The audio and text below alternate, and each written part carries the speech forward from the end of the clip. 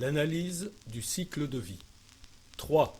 Le transport, la vente et la consommation.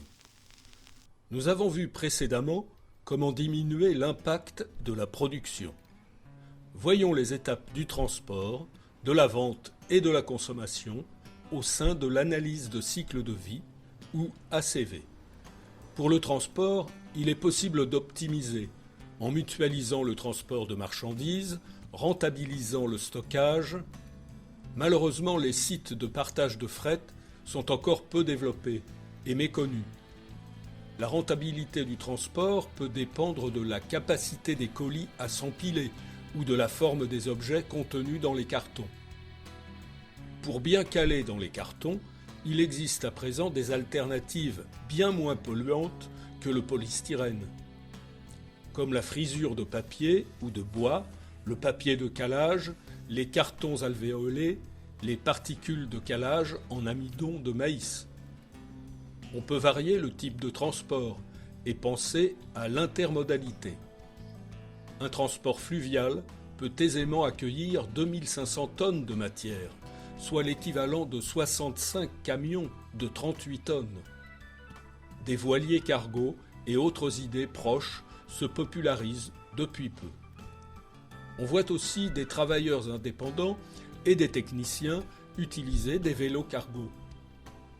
Au moment de la conception, on peut privilégier des matières plus locales, ayant besoin de pas ou moins de transport.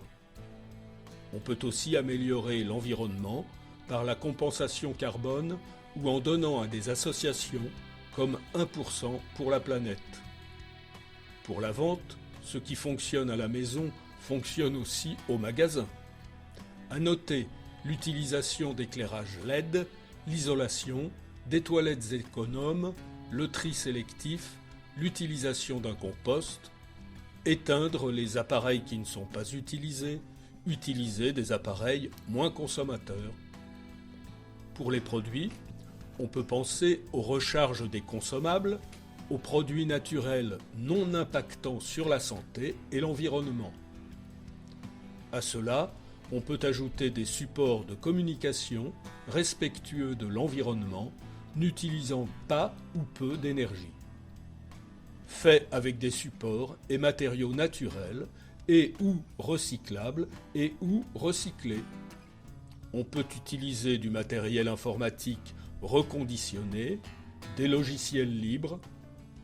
Pour les équipements, du matériel durable, testé et approuvé par les salariés, est un choix judicieux. Par la récupération de seconde main, cela peut permettre d'accéder à du matériel de meilleure qualité qui ne serait pas accessible sinon. Penser au bien-être des salariés permet de diminuer les troubles musculo-squelettiques et les arrêts de travail. Un salarié ayant un mal-être au travail sera bien moins impliqué. On peut alors opter pour une bonne ergonomie, une optimisation des déplacements dans l'entreprise, des lieux de repos bien aménagés. De manière générale, consulter les salariés pour les améliorations est un conseil judicieux. Ils sont en première ligne et connaissent les améliorations bénéfiques aux conditions et procédés de travail. Le consommateur peut agir sur 3 axes: l'achat, l'utilisation et la mise au rebut. Au moment de l'achat, le consommateur peut choisir des produits plus locaux, plus sains, plus respectueux des salariés, plus durables, recyclés, recyclables, réparables, composés de matières naturelles, sans ou avec peu d'emballage. Cela implique une prise en compte de ces paramètres par le constructeur en amont. Le consommateur peut aussi avoir une réflexion sur l'impact des objets et avoir une pensée décroissante ou bien minimaliste.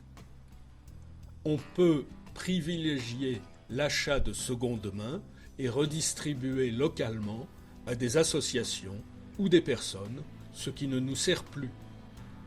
Faire durer les objets par la réparation, le bon usage et l'entretien a un impact conséquent. On peut aussi réutiliser tout ou une partie d'un objet pour un usage autre via le détournement. Les Fab Labs, les Repair Café, les services d'échange libre, CEL, et autres associations locales peuvent vous accompagner dans cette démarche. Des sites et tutoriels de DIY donnent la satisfaction de faire un objet unique, moins cher et grâce auquel on acquiert des connaissances.